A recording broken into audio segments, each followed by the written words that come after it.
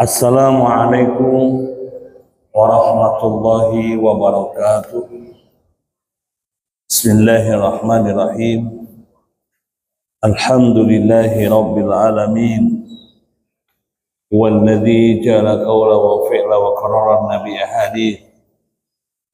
Thumma sannanaha fatasanna bihal muslimun. Allahumma salli wa sallim wa barik ala sayyidina Muhammad wa ala alihi wa ashabihi wa man tabi'ahum bi ihsani ila yaumiddin. Subhanaka la ilma lana illa ma 'allamtana innaka antal alimul hakim. La haula wa la quwwata illa billahil aliyil azim. Amma ba'd. Bapak Ibu jamaah salat subuh rahimakumullah.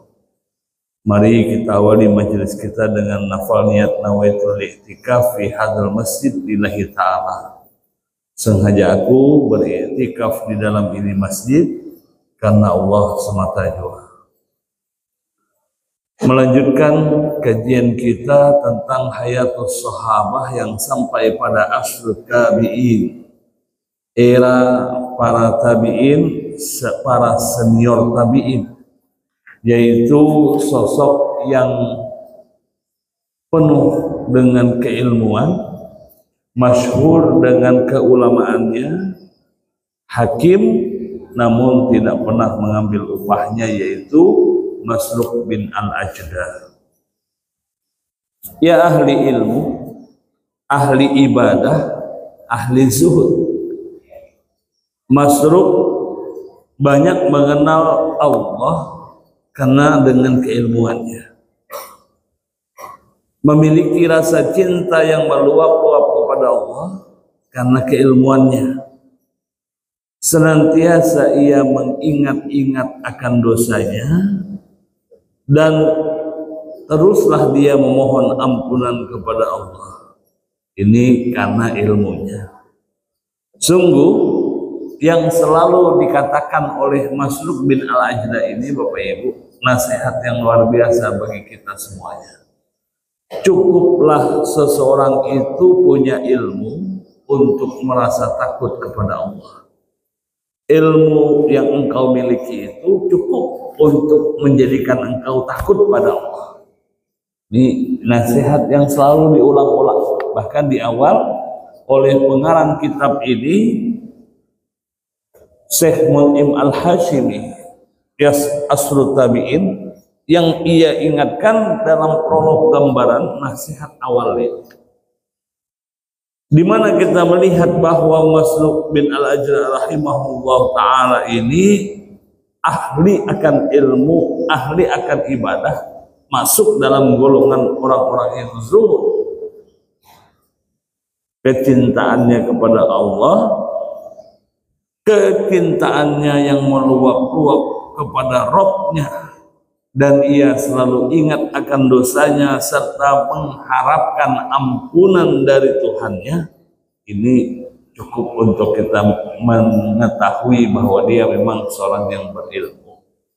Maka dinasihatinya kita, Bapak Ibu, wahai saudaraku, sungguh ilmu yang engkau miliki itu cukup untuk menjadikan engkau tambah takut kepada Allah. Apakah ada seseorang yang lebih pandai, seseorang yang lebih baik daripada seseorang yang takut kepada Allah? Tidak ada. Yang lebih baik, yang lebih pandai. Ada nggak orang yang pandai, orang yang baik, tapi dia tidak takut kepada Allah? Mustahil. Kenapa? Karena keilmuan yang dimiliki itu cukup untuk menjadikan kita takut kepada Allah, sehingga kita tunaikan hak-hak orang lain untuk kita dengan baik. Kalau ada hak orang lain, kita tunaikan dengan baik.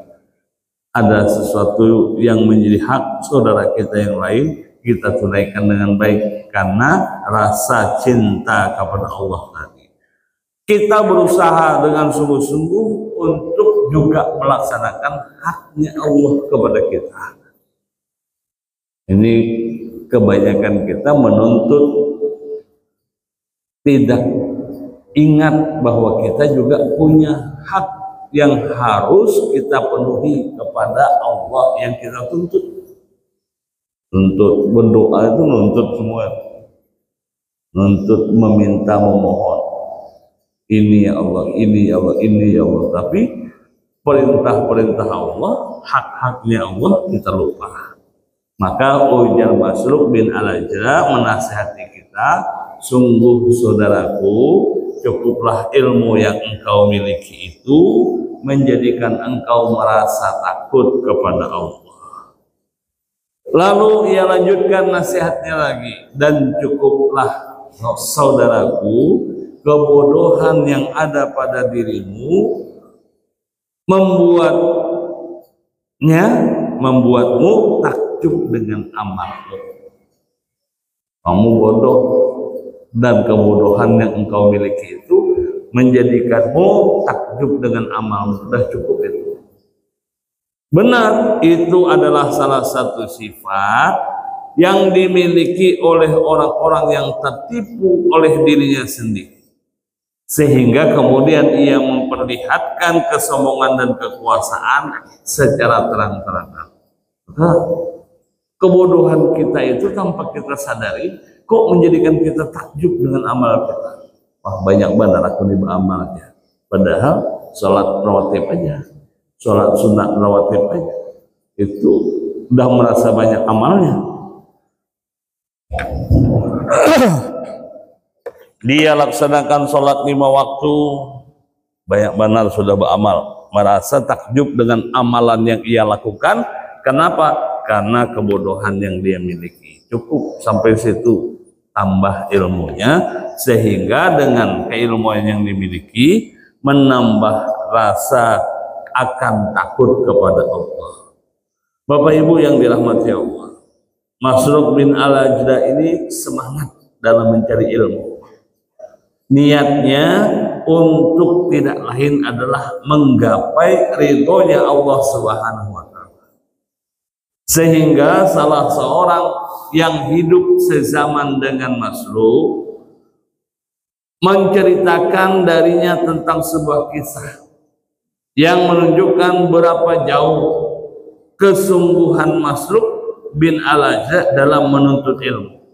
Ujar orang yang sezaman dengannya, ini bukti kalau Masruq itu cinta ilmu.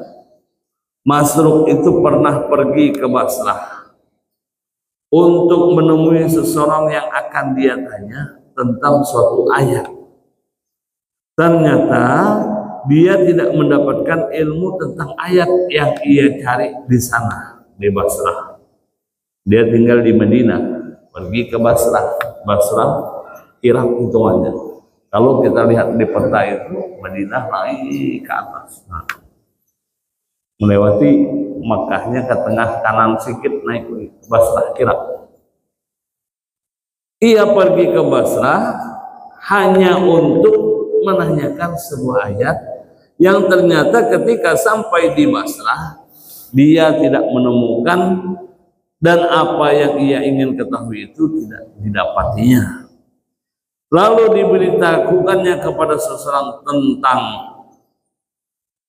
ayat yang dimaksudkan tadi dari penduduk Syam yang tidak kami temukan di sini. Kemudian dia pergilah ke Syam. Kata orang, tidak ada orangnya di sini, di Syam.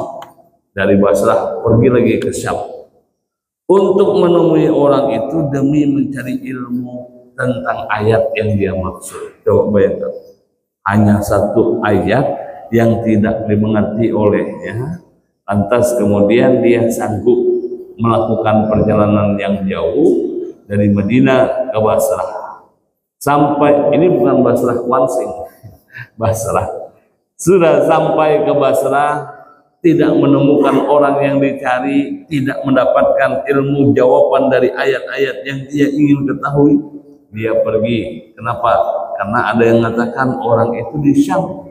Nah, dari Basrah pergi pula ke Syam untuk tidak lain menanyakan tentang ayat yang ia ingin ketahui. Itu sungguh-sungguhnya. Maka kemarin kita sampaikan syarat untuk menuntut ilmu itu 6. 6 syarat untuk menuntut ilmu itu ditunjukkan oleh Masruq bin Al-Ajdah. Ungkapan yang 6 tadi, akhilan tanalal ilma illa bisid, engkau tidak akan sama sekali, kan ini ada lan nafyu, memperoleh ilmu yang engkau ketahui kecuali dengan 6 syaratnya. 6 syaratnya untuk menuntut ilmu itu: zakaun wa hirsun wa istihadun. 3 yang utama itu kecerdasan, ketamakan akan ilmu. Ini bukti tamak. Bukti tamaknya bagaimana? Sanggup dia pergi. Dan kita bisa bayangin perginya zaman itu, ini kan tahunnya tahun 700-an Hijriah, tahun 700-an, tahun 700 Masehi, Rasulullah 600, berarti tabi'in masuk pada 700 Masehi, ini 1400 Hijriah, tapi masuknya di 2020, hitungannya 20 abad, ini abad ke-7. Bagaimana perjalanan saat itu tentu tidak seistimewa kita sekarang dengan kemajuan teknologi. Kesungguhan untuk mengetahui satu ilmu dari ayat yang ia temui tadi, sanggup dia dari Madinah menuju Basrah. Sampai pula di Basrah, di obok-obok Basrah tidak menemui orang yang ingin ditanya. Ia mendengar orang itu ada di Syam, sanggup pula dia melanjutkan perjalanan ke Syam. Jadi dari Madinah ke atas, ke kanan lagi. Dia sungguh-sungguh dan kesungguhannya itu terlihat. Maka 3 hal yang tadi dikatakan tidak dapat kita itu dikatakan orang yang sanggup menuntut ilmu kalau syaratnya tidak cukup. Kecerdasan, ketamakan akan ilmu, kesungguhan, wa dirhamu, biayanya, wa sohbatul ustad, gurunya dilayani, wa tulus zaman, waktunya panjang. Dan kesungguhannya tadi ditunjukkan sampai ia sanggup melakukan perjalanan yang panjang. Dia juga sungguh-sungguh dalam membaca Al-Quran, kitab Allah, melantunkan ayat-ayatnya.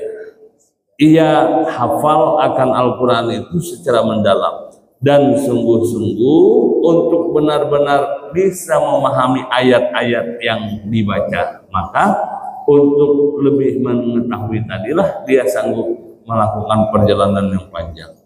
Ia curahkan sebagian besar waktunya untuk tidak lain adalah mengkaji kitab Allah.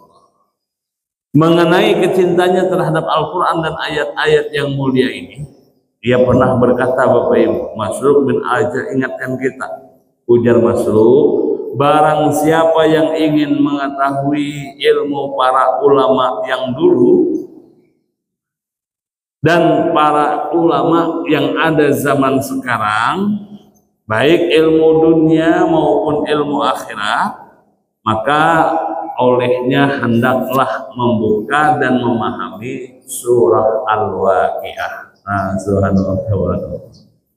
Jadi dari 114 surat yang ada di Al-Quran, kalau ingin tahu ilmunya orang zaman dulu sampai orang zaman sekarang, mau tahu ilmunya dunia sampai ilmu akhirat, itu ada dalam surah Al-Waqiah. Jadi surah Al-Waqiah jadi surahnya idola Masruq bin Al-Ajdah. Kalau kita orang-orang Syafi'iyah, karena yang selalu kita ulang-ulang dalam keseharian itu surah Yasin. Surah Yasin itu surah yang mengingatkan akan kematian. Mulai dari tulang dihidupkan lagi menjadi sesuatu yang hidup sampai kembali jadi tulang. Nah, itu surah Yasin. Maka Al-Quran itu jangan dikhususkan. Ini selalu diingatkan oleh guru-guru kita. Al-Quran itu ada 114 surat. Jangan hanya tahunya cuma surah Yasin itu diulang-ulang, tapi ya bagus juga. Paling tidak ada satu surat idolanya. Masruk bin Al-Ajda ingatkan kita, kalau mau tahu ilmu ulama dulu sampai ilmu ulamanya sekarang. Kalau mau tahu ilmunya akhirat sampai ilmunya dunia, maka ada dalam surah Al-Waqiah. Diingatkan oleh guru-guru kita, kalau bisa baca surat Yasin tambahi dengan Al-Waqiah itu setelah sholat maghrib, maka niscaya tidak akan pernah merasakan kesulitan di dunia, juga kesulitan di akhirat. Karena memang ujar masuk tahu ilmunya baca surat Al-Waqiah. Jadi jangan hanya tahunya surah Yasin, Yasin saja diulang, Yasin itu saja yang diulang, itu saja yang dibaca. Sementara 113 surat yang lain, yang paling banyak ya Al-Fatihah tentunya. Berarti 112 surat yang lain lalai dia, tidak merasa itu penting. Padahal semuanya keseluruhan ayat-ayat dalam Al-Quran itu adalah keilmuan yang tidak dipungkiri, dan itu mukjizat terbesar yang ada hingga sampai saat ini. Bapak Ibu yang dirahmati Allah, ketika Masruk bin Al-Ajda ini berangkat ke Mekah untuk berhaji, dia habiskan waktu malamnya hanya sujud saja kerjanya. Kita tanya jamaah haji kita, 40 hari berada di dua tanah suci, Madinah, Makkah. Di Madinah dibatasi 8 hari, berarti 32 hari dia berada di Makkah. Berapa banyak dia habiskan malamnya untuk bersujud kepada Allah di Masjidil Haram. Maka mustahil kalau kita bisa sepanjang malam. Oleh karena jamaah yang semakin membludak, 2023 ketika kami menjadi petugas haji itu saja, itu sudah 4 juta manusia. Tahun tadi yang paling banyak 6 juta manusia. Kita bayangin Masjidil Haram itu dibuat lapak permanen oleh jamaah haji seluruh Indonesia. Maka orang Indonesia yang kecil-kecil ini tidak mampu lagi untuk terus berada di dalam Masjidil Haram. Yang mampu kuat-kuat itu orang-orang sana, orang Turki, orang Bangladesh, itu dia buat lapak. Hitungan lapak itu bagaimana? 24 jam sanggup di situ. 24 jam sanggup di satu tempat, duduk baca Quran, baring-baring tidur, lanjut lagi nanti sebelum sholat. Tapi kalau kita nggak sanggup melakukan itu. Masruk bin Al-Ajda ketika melaksanakan haji, habiskan waktu tiap malamnya itu di Masjidil Haram. Berarti itu kan zamannya beda dengan kita sekarang. Kebayang kita tahun 80-an saja bagaimana Ka'bah Masjidil Haram itu. Tahun 1980-an itu ya masih bisa orang naik sepeduk unta untuk tawaf, saking lapangnya Masjidil Haram. Tapi kalau kita ya mustahil ini bisa dikerjakan. Ia laksanakan haji, tiap malam dipenuhi dengan sujud, sehingga temannya yang juga berhaji berkata, Masruk ini ujarnya melaksanakan ibadah haji, dia tidak pernah membentangkan alas tidurnya kecuali hanya keningnya saja. Artinya apa Bapak Ibu? Dia tidur dalam posisi sujud kepada Allah. Jadi tidurnya itu posisinya sujud, saking ingin menghabiskan waktunya untuk terus beribadah kepada Allah. Jadi selama ia melaksanakan haji, malam-malamnya ia penuhi dengan bersujud kepada Allah. Sampai ujar kawan yang juga dalam perjalanan haji, Masruq saat haji tidak pernah membentangkan alas tidur. Yang dilakukan adalah hanya keningnya saja yang diletakkan di atas sajadah, posisi sujud sampai dia bangun kembali. Jadi tidurnya dalam posisi sujud. Lalu ditanyalah Masruq itu oleh saudara-saudara yang lain, oleh kawan-kawan yang lain, tentang banyaknya dia melakukan sujud. Maka dia menjawab, Masruq, kata kawan yang lain, kok bisa ya sampai tidur saja keningmu menyentuh sajadah sambil sujud? Tidur sambil sujud, kok bisa ya? Kenapa itu yang kau lakukan? Apa jawab Masruq, Bapak Ibu? Saudaraku, saat yang paling dekat antara seorang hamba kepada Allah adalah ketika dia melakukan sujud. Subhanallah, tabarakallah. Ini hadis Rasulullah. Aqrabu 'abdu indallahi wa inda sajidah wa sajidah. Sedekat-dekatnya seseorang itu kepada Allah adalah tatkala ia melakukan gerakan sujud, itu paling dekat. Maka kalau kita masih hitungan jauh sekarang ini, kalau ingin dekat, sujud. Itulah paling dekatnya seorang hamba kepada Allah Tuhannya. Sehingga ketika ia melakukan ibadah haji, berangkat ke Mekah untuk berhaji, selama ia berada di Mekah, Masjidil Haram, malam-malamnya dihabiskan dengan bersujud kepada Allah. Sampai-sampai saking sujudnya itu banyak, hitungannya begitu, tidurnya aja posisinya sujud. Ketika ditanya oleh kawan yang lain, kok bisa begitu? Karena aku merasakan hal yang luar biasa, sebagaimana hadisnya Rasulullah, sedekat-dekatnya seorang hamba kepada Tuhannya adalah tatkala ia dalam posisi bersujud. Inilah dia yang telah menemui seorang sahabat. Ketika dia menemui sahabat Sa'id bin Zubair, lalu dia menasihatinya berkata, wahai Sa'id, tidak ada lagi sesuatu yang lebih dicintai selainkan kita membenamkan wajah kita ke tanah. Nah, tidak ada lagi yang patut dicintai itu kecuali kita selalu benamkan wajah kita ke tanah, artinya sujud. Maka yang paling disukai oleh Masruq adalah sujud. Kalau ditanya kenapa suka sujud, jawabannya itulah waktu di mana seorang hamba merasa paling dekat kepada Allah.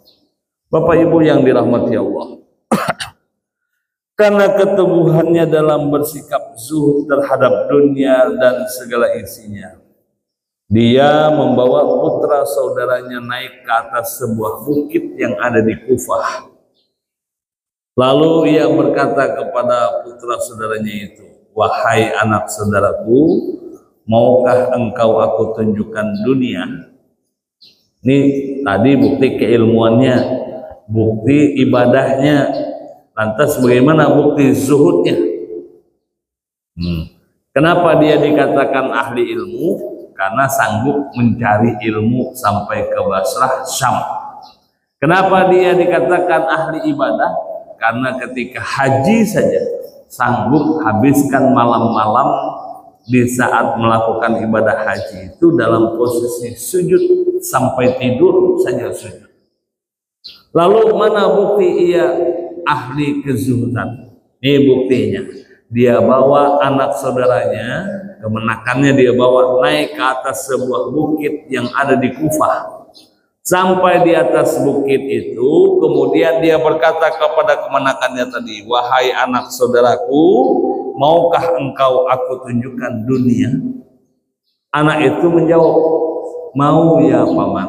Bala ya am. Iya, saya mau ditunjukkan dunia. Lalu Masruq berkata, dunia itu telah mereka makan sehingga mereka menghabiskannya. Mereka sudah pakai sehingga mereka membuatnya buruk, membuatnya usang, membuatnya jelek. Mereka sudah mengendarainya sehingga mereka membuatnya jadi kurus. Mereka telah melakukan pertumpahan darah karenanya, menghalalkan berbagai perkara yang haram karenanya, dan bahkan memutuskan tali silaturahim persaudaraan karenanya. Itu dunia katanya. Dia tunjukkan dunia kepada kemenakannya. Maukah aku tunjukkan dunia? Mau? Nah, itulah dunia yang sudah dimakan oleh seseorang itu sampai habis sudah dunianya. Yang sudah dipakai oleh seseorang itu sampai dunianya usang. Yang sudah dikendarai sampai ia menjadi kurus. Yang gara-gara dunia terjadi pertumpahan darah yang menjadikan orang menghalalkan perkara yang haram, yang menjadikan orang memutuskan tali silaturahim persaudaraan. Itulah dunia, ujar Masruq bin Al-Ajdah. Subhanallah, tabarakallah. Sudah kita makan dunia itu habis. Sudah kita pakai dunia itu sampai dia buruk, dia usang, hancur. Sudah kita kendarai sampai dia kurus. Masruq bin Al-Ajda menunjukkan kepada kita tentang perkara dunia. Ini bukti dia tidak menjadikan dunia ada di dalam hatinya. Dunia hanya di genggaman tangan, tidak masuk sampai ke dalam hati. Masruq bin Al-Ajda rahimahullah menurunkan tirai antara dia dan keluarganya. Lalu dia menetapi salatnya sehingga meninggalkan mereka dan dunia mereka, sampai pernah istrinya berkata, Bapak Ibu, Masruq ini melaksanakan salat sampai kakinya kedua-duanya bengkak. Ini gambaran bahwa itulah yang dilakukan oleh baginda Rasulullah. Rasulullah itu melakukan sholat sampai bengkak kakinya. Nah, Masruq juga begitu, naikkan tirai di rumah, karena ini kan rumahnya orang Arab, tidak ada dinding mendinding, dia plong saja begitu. Dia naikkan tirai, dia buat batas antara dia dan keluarganya, lalu di dalam tirai itu dia melakukan sholat sampai digambarkan oleh istrinya. Tuh, ujar istrinya, kalau Masruq sholat sampai kedua kakinya bengkak, kerap sekali aku, ujar bininya, menangis karena menyaksikan apa yang dilakukannya terhadap dirinya sendiri. Subhanallah, tabarakallah. Di mana kita bisa menemukan orang yang sedemikian ini? Inilah gambaran seorang senior tabi'in yang disebut sebagai sosok yang ahli ilmu, ahli ibadah, dan ahli zuhud. Karena keilmuan yang dimiliki, karena ibadah yang dilakukan, karena kezuhudan terhadap dunia tadi, sampai-sampai ia dimasukkan oleh sahabat-sahabat yang lain dalam golongan orang-orang tabi'in yang senior. Subhanallah, tabarakallah. Ia memiliki sebaik syair sufi yang penuh dengan kekhusyuan, kezuhudan, dan ketakwaan. Ia lantunkan syairnya begini: cukuplah bagimu dari apa yang ada di balik pintu yang telah terkunci dan telah tertutup tirai, garam sepotong roti, air tawar yang dingin. Kemudian engkau menyantap makan siang, yang berbeda dengan para pemilik sarit yang dilunakkan. Engkau bersendawa ketika mereka tidak bersendawa, seolah-olah engkau telah makan berbagai macam makanan yang diberi ragi. Sungguh semua perkataannya ini bukti kekhusyuannya. Syair yang ditunjukkan ini penuh dengan tasbih. Gambaran kezuhudannya adalah ibadah dan bukan bid'ah di antara kebid'ahan orang-orang sufi.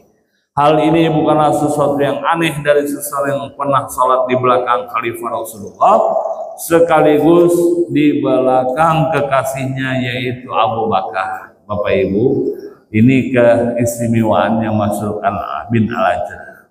Maka syair yang dibaca tadi menunjukkan akan ilmunya yang dalam, menunjukkan ibadahnya yang luar biasa, menunjukkan kezuhudannya yang tinggi. Bagaimana tidak begitu? Ini hasil didikan para sahabat yang mulia. Tambah lagi dalam sebuah kitab dinyatakan Masruq bin Al-Ajda ini usia remaja dibenarkan oleh Abu Bakar Siddiq untuk sholat di belakangnya. Itu maknanya apa Bapak Ibu? Kalau Abu Bakar Siddiq itu batal mengimami sholat, maka yang naik berikutnya adalah Masruq bin Al-Ajda. Sementara Masruq usianya masih remaja lagi.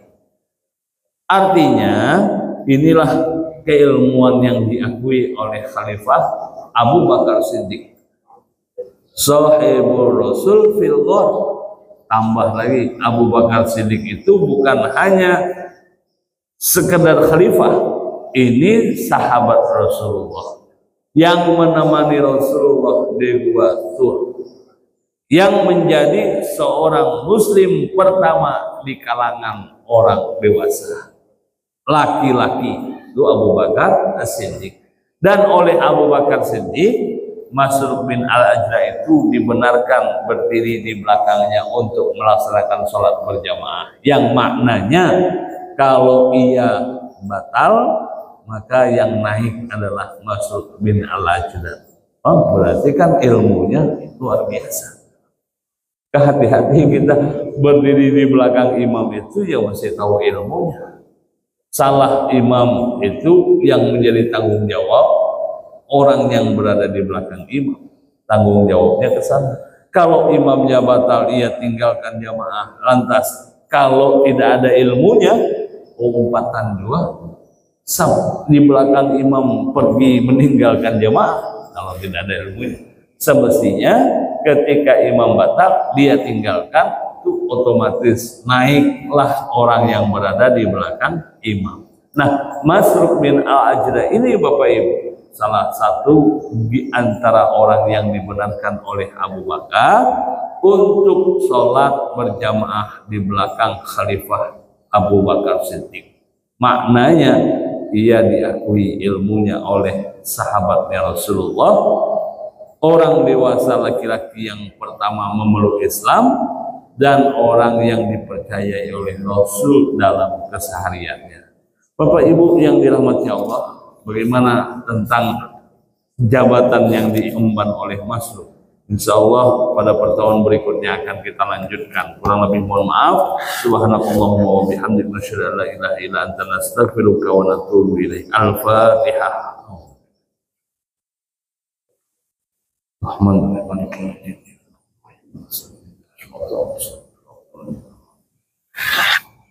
Amin amin ya rabbal alamin. Alhamdulillahi rabbil alamin wassalatu wassalamu ala asyrafil anbiya'i wal mursalin sayyidina Muhammad wa ala alihi wa ashabihi ajma'in. Allahumma ighfir lana dhunubana wa liwalidayna warhamhuma kama rabbayana shaghira. Allahumma zalamna anfusana wa illam taghfir lana wa tarhamna lanakunanna minal khasirin. Allahumma anfa'na bima 'allamtana wa 'allimna 'uluma ma tanfa'una wa zidna hidayatan wa tawfiqa. Rabbana atina fid dunya hasanah wa fil akhirati hasanah wa qina adzabannar. Subhana rabbika rabbil izzati amma yasifun. Wassalamun ala mursalin alhamdulillahi rabbil alamin. Tsumma aqulu lakum wassalamu alaikum warahmatullahi wabarakatuh.